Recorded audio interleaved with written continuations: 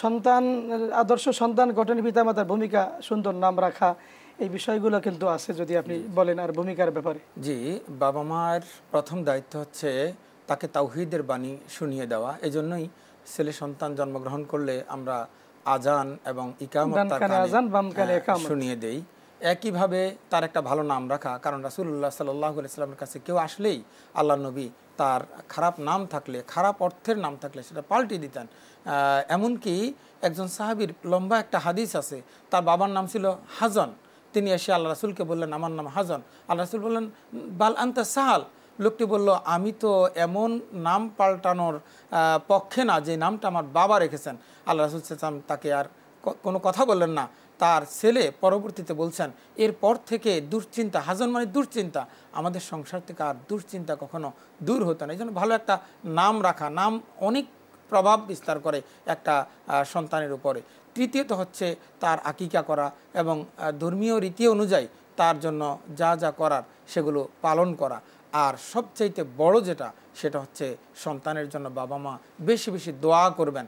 হযরত ইব্রাহিম আলাইহিস সালাম তার সন্তান পাওয়ার জন্য আল্লাহর কাছে দোয়া করছেন, রব্বি হাবলি মিনাস সালিহিন, আল্লাহ আমাকে একজন নেককার সন্তান দাও।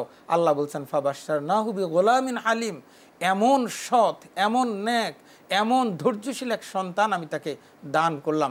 যে ধৈর্যশীল সন্তানের ব্যাপারে পরবর্তী বর্ণনায় আসছে যে ইব্রাহিম আলাইহিস সালাতু ওয়াস সালাম তাকে যখন বললেন, ইয়া বুনাইয়া ইন্নী আরা ফিল মানামি আন্নী আযবাহু, তিনি বলছিলেন, রব্বি হাবলি মিনাস সালিহিন, আল্লাহ একজন নেককার সন্তান দেন। আল্লাহ এমন নেককার সন্তান দিলেন, আল্লাহ নিজেই বলছেন, ফাবাশশারনাহু বিগুলামিন হালিম, আমি তাকে এক হালিম সন্তান সুসংবাদ দিলাম। কেমন হালিম ছিলেন তিনি?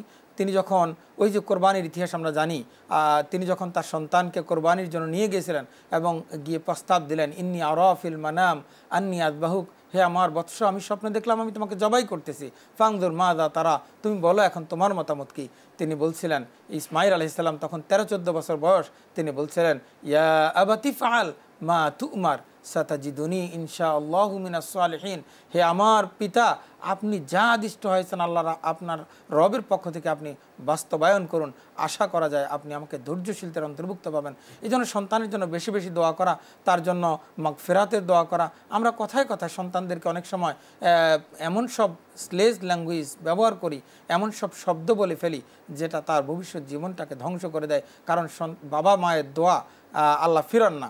এজন্য খারাপ কোনো নামে অথবা খারাপভাবে তাকে উপস্থাপন করব না, বরং আল্লাহ রাব্বুল আলামিন আমাদেরকে শিখিয়ে দিয়েছেন যে রব্বি জাআলনি মুকিমাস সালাহ ওয়া মিন যুররিয়াতি রব্বানা ওয়া তাকাব্বাল দুআ। আমরা এভাবে দোয়া করব যে আল্লাহ আমাকে নেক সন্তান দান করুন, যারা নামাজ কায়েম করবে এমন সন্তান দান করুন।